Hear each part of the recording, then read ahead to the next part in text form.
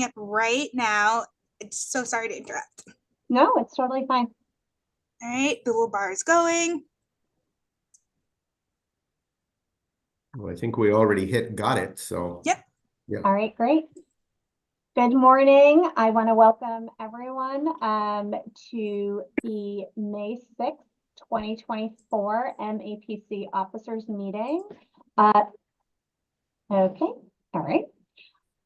I'll do this again. I want to welcome everyone to the MAPC officers meeting for May 6th, 2024. This officers meeting is being conducted remotely via Zoom video conference consistent with Chapter 2 of the Acts of 2023.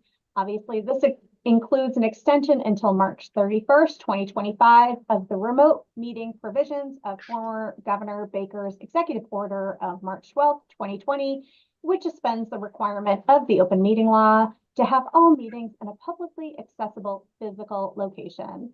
And to provide public access to the meeting while limiting the potential abuse of video conferencing technology. The public may view the proceedings now or in syndication at youtube.com/user/MAPC Metro Boston. And with that, I will call this meeting to order. I will first take attendance, so please unmute. Treasurer Sam? Here. Okay. Secretary Imai? Here. And VP Jen? Here. And President Erin? Here. We're all here. Great. First up on the agenda, or next up on the agenda, is the approval of minutes from April 1st, 2024. These were sent out ahead of time by email. Any questions, comments, or concerns? Oh, Mark, go ahead. Yes, I just wanted people to note on these minutes that at the end, the motion was to enter executive session and adjourn immediately upon the conclusion of executive session. So the executive session minutes are not here. They will, if we can all remember, hopefully be approved when the subject litigation is concluded. Yeah. And I did do them, and they are in Margie's possession. So. And she reviewed them. So. Yeah, that's probably thank you, Erin. That's probably the best place for them. So yeah. I had her review them just to make sure I captured everything correctly. And then she said she would keep them. Yeah. Great. Well, if there are no questions, comments, or concerns, yes, Sam? No, I move approval of the minutes. Great. Oh, I have one thing. Sorry, I wasn't at that meeting, and I'm listed as attending. Are you sure? I'm pretty sure that was a day I had to take my son to a procedure at MGH. I think that's right. Yes. Is that correct, Patrice? I am not completely sure. I will have to look back at my notes, but that very well could be true, and I will amend the minutes. All right, I think they need to be amended in another way as well. I will admit that there were I think there was one, possibly two votes, both unanimous votes, where the maker and seconder of the motion was not clearly recorded. So Patrice, if you could check when you amend the minutes appropriately, if you could also check to make sure that Imai is not listed as the maker or seconder of any motions. Will do. Thank you. Sam, so you are okay with those amendments and your motion still carries? Yes. Okay, great. I thought so. So the motion with amendments is made by Sam. Is there a second? Second. Great. Second made by Jen. Roll call required. Sam? Yes. Imai? Abstain. Okay. Jen? Yes. Erin? Aye.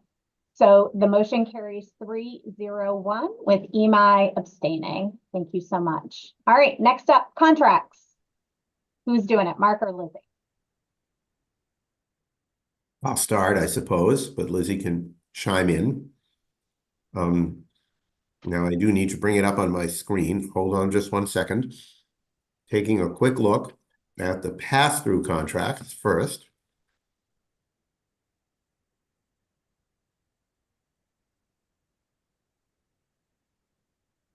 Oh, I see what the problem is. Okay, sorry.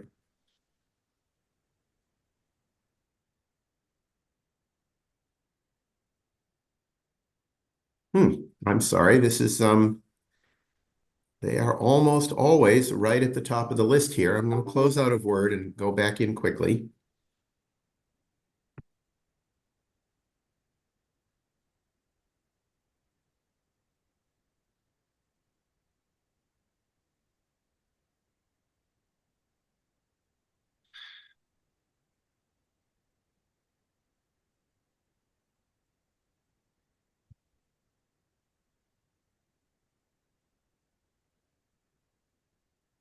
Well, I'm sorry, folks. I am at a loss to understand why they are not here. But Mark, did you say you were opening up Word? I was. Because we got them in Excel, so maybe look in your Excels. Oh, I can try Ima, to. you're absolutely right. I apologize. They're always in Excel, and here they are. Okay. Pass-through contracts first. Thank you, Imai.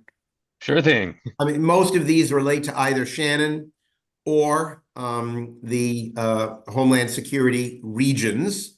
NERAC and the Western region are the ones that are mentioned. As you can see, anticipating a question from Treasurer Sam, there is an exceptional amount of diving going on in Western Massachusetts. I inquired about that. I think it is related to recoveries from the Connecticut River and other potential water calamities. So that's a quick review of the pass-through contracts. I'd be glad to answer any questions if anyone has any. I don't know. A lot of these contracts look more fun than normal. You got off-road vehicles, diving. Yes, well, I don't know if they're fun, but Yeah, they may not be, but yeah, since they're mostly potential. for security purposes. So my hope is they are not used for fun. I'm counting on Lizzie to make sure that that's the case. They're not. They're not. Good. So I'll move on then to revenue contracts, if I can.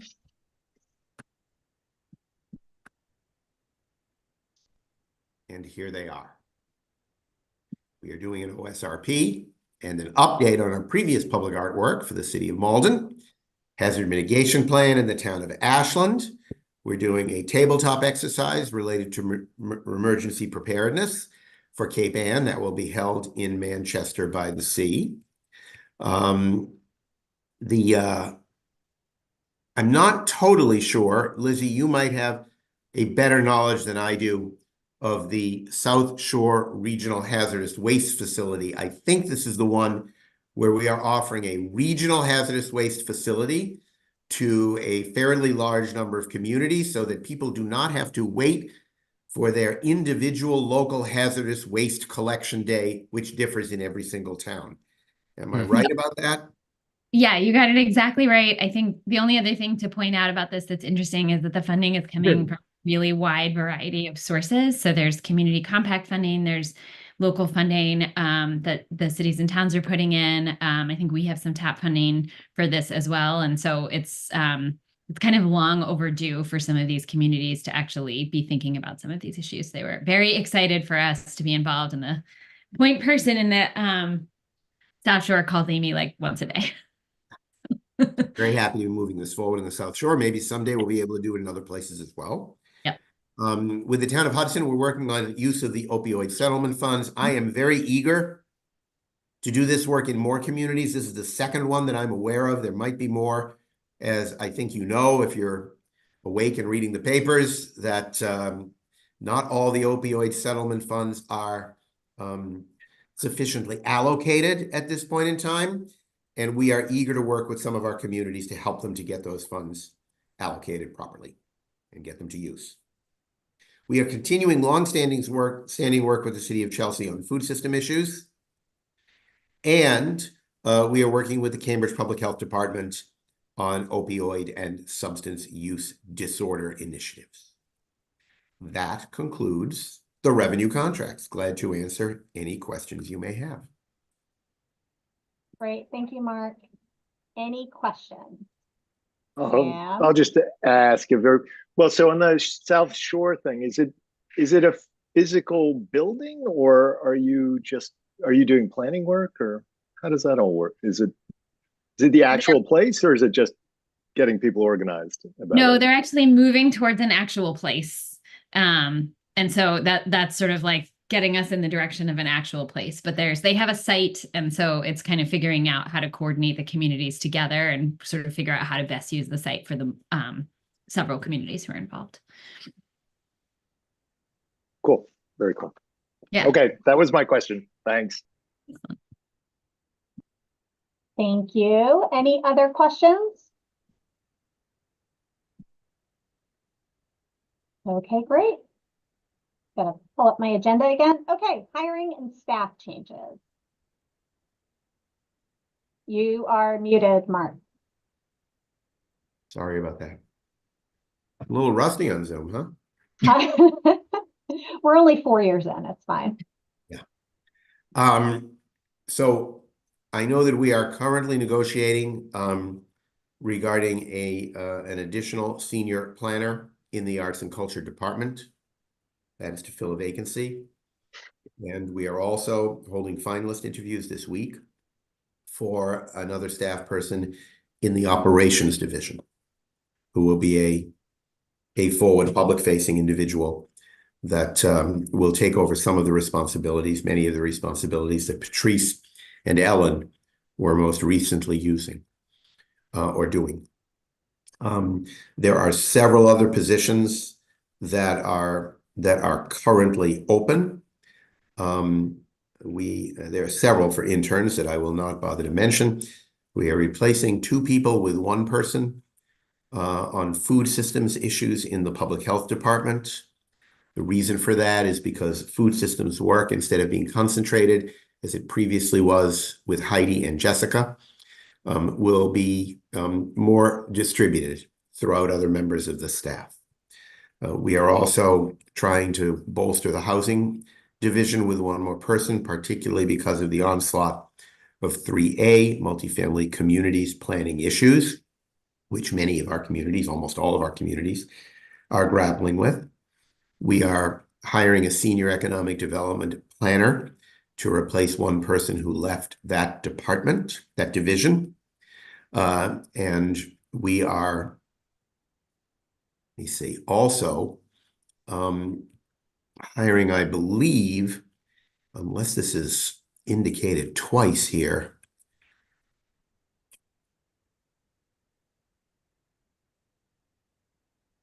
yeah, it could be that I know what we're doing. We're hiring 2 people in the housing department because I think we know that we need additional staff, but we are also anticipating that one of our staff members is going to have a baby and be out on parental leave, probably for a fairly considerable period of time, I think 6+ months. And we want to make sure that the housing division is adequately funded and staffed during that period of time, because we have absolutely no end of housing work. And so it won't be a 2-person increase in the short term, but it will be sort of a 1.5-person increase in the short term. Lizzie, am I forgetting anything? Yeah, I just wanted to flag, so we are we've made an offer, and actually somebody accepted for one of our regional field trainer positions. As a reminder, we got dollars from DPH to do regional field training. And so we made an offer last week. I'm really excited about the candidate who accepted. We're actually pulling them from Lawrence. I'm really excited about that. And then we just did finalist interviews for our epidemiologist. And that's primarily for the North Suffolk, but a lot of that work actually sort of impacts the regional public health work that we do. And I expect that we'll be making an offer there this week. And while Mark did not want to talk about the interns, I did just want to note that we put out a call for clean energy interns, and we got 300 applications for interns. Wow. So just throwing that out there, that there's a lot of interest in our work. And we're bringing them all on board. That's yeah, exactly. It's just, good luck, Anna. It should be fun. And I think the only other thing, Mark, I didn't know if you wanted to mention, in data services under Just wanted to Stephen, mention. because that application also we received 100 applicants. I wanted to mention data services separately. Lizzie is right. Okay.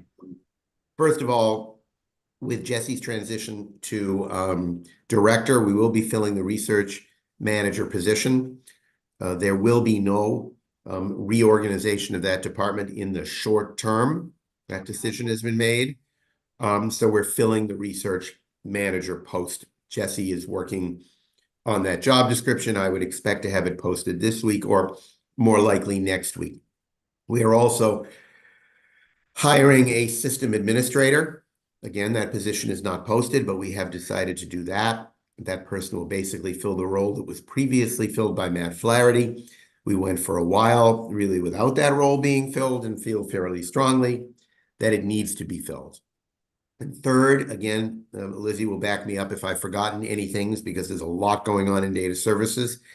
We'll be hiring several additional staff in the digital division as well as in municipal collaboration to address the fact that we continue to receive a lot of funds from mass broadband, including additional funds that we are expecting in FY25. Very substantial amount. I don't believe we have nailed down exactly how much right now, but it's very substantial. Most of it will be passed through because this is to expand Wi-Fi connectivity at housing authorities, CDC properties, and other locations, especially in lower income or environmental justice communities, although it's not exclusively that. And so most of it will be passed through, but there will be funding for additional staff to help oversee that work. Have I missed anything, Lizzie? No, okay. Great. Any questions or comments? Just a brief comment. I realize that I now am fully in the role of treasurer because when I hear that all this new work is coming in, I think, oh no, how are we ever going to manage that? But I know you guys will figure it out. Well, exciting. You're not wrong. It's not just a monetary issue. It's a management issue. It's also a space issue. And Anna and Lizzie and I will be talking today about, we'll be going over the draft FY25 budget. And one of the questions we have to grapple with, it is undecided at the moment, is how many new positions will be hired.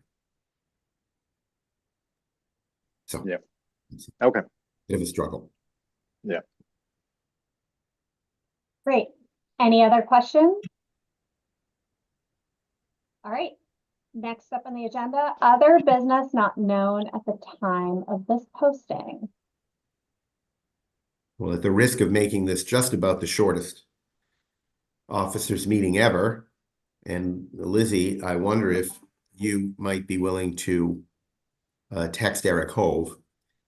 But if it was posted for a 10 o'clock meeting. No, it's not. That's not posted. That's not a public meeting. Oh, okay. That's the meeting of Metro Common Incorporated, the nonprofit. Yes. Okay, great. So he might, Lizzie, you're muted. I just saw that. Okay. I'm glad to text Eric. I have one thing I just want to remind folks that nominations are due. So if you have not yet gotten those in for your officer's role and you are considering that, please get those in. We are getting nominations in for executive committee, but just note that we might also be reaching out to ask for your help in encouraging our colleagues to put in their nominations. Great. Thank you. That was actually on my list as well. I'm like, I have a list. So I see that the next officers meeting is Monday, June 3rd, which is the day before council. Does that work for staff still? I think so. The only thing we will have to, I think the officers have to say that this is the slate going forward. So we might need to have some conversation because we have to send that to the full council. We have to send the slate to council, I think 14 days before the meeting. The officers have nothing to do with that, Lizzie. It's, On this. Oh, no, they had to approve the committee. You're right, Mark. they only approve the, Sorry. well, executive committee approves nominating committee determines officer nominations. And executive committee nominations are just a free-for-all. Yes. It's whoever applies or is nominated from the floor. I mean, I'm sort of wondering whether an officers meeting is necessary on the 3rd of June. Or, I mean, we have a lot of meetings coming up. We have finance committee meetings, nominating committee meetings, executive committee meetings, annual meeting. It is conceivable we could skip the officers meeting, or we could leave it at that date and decide maybe in 2 weeks' time from now whether or not it's actually needed. Probably doesn't help, but I just want to flag, I likely will not be able to make the June 3rd meeting. That's graduation week, so we're weekend. Okay. Very exciting. And I'm just interested, Jen, is that is that a town manager responsibility, or is that a constable family responsibility? That's a constable family. My daughter's graduating and I will have a house full of family. Thank you. Congratulations. That's wonderful. Thank you. Aaron? Maybe for consideration, and Mark, we could probably talk offline about this. I You're will right. not be present for the July. I mean, if slated, if elected, yada yada yada. July 1, I am not available for that officers meeting. Not that the show can't go on without me, if that's the case. But perhaps we can do like a in-betweeny kind of thing. I'm also thinking of the executive director's review. Yeah. So why don't we just, again, this is your call, not mine, but why don't we just keep the meeting where it is? And Jen, you could weigh in response to my self-evaluation in a manner other than at the meeting, if you so desire. And we can decide, Aaron, perhaps in, say, 2 weeks' time, whether or not we will hold it on that date or make it a different date. If we make the executive director's review the primary topic of conversation, then that is less of a burden on the rest of the staff. Right. And I know we've done it previously, but maybe we can even consider holding it immediately after council on Tuesday, June 4th. That's possible too. Yeah. So It's why up don't to- we? Yeah, it's up to the availability of the officers, obviously, but sometimes it's nice to, I mean, if we're all going to physically be there anyway, and we've all kind of shared our intention to rejoin leadership, if it's the will of the council, perhaps, you know, it makes sense to do the review after council meeting on Tuesday when we're all physically together. Anyway. Just a thought. Yeah. Okay, I won't belabor on that anymore. And then I don't think I have anything else. I had one other thing, but Mark, you and I can talk about it after, offline. So is there any other business? Lizzie, Mark, Anna? I'm not seeing any. Great. So with that, I am going to ask for a motion to adjourn. So moved. Motion made by Imai. Second? Second made by Sam. Roll call required. Sam, unmute again. All right. Aye. Sam, Aye. Imai, Aye. Jen, Aye. and Aaron. Aye. Meeting is adjourned at 9:27 a.m. Thank you so much, everyone. And Patrice, you can stop the recording.